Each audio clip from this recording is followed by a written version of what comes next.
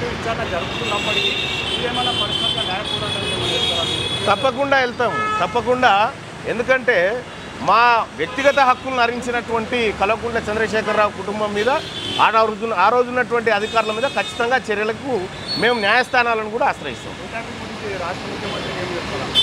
ఒకటి ఇది ఒక్క ఆయన బాధితుడే, నా లెక్క ముఖ్యమంత్రి రేవంత్ రెడ్డి గారు కూడా బాధితుడే.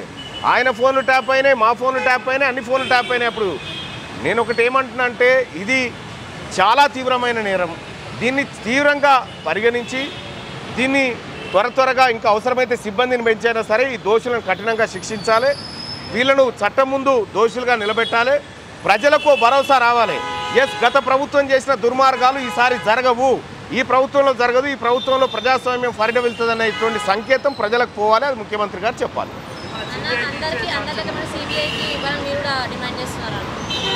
సిబిఐకి ఇవ్వాలి అనేది కాదు, కానీ ఇందులో ఈ సిట్ ఎంతవరకు న్యాయం చేయగలుగుతుందో పరిశీలించిన తర్వాత చెప్తాం. ముందే ఈ సిట్టును బదనాం చేయడం ఎందుకు?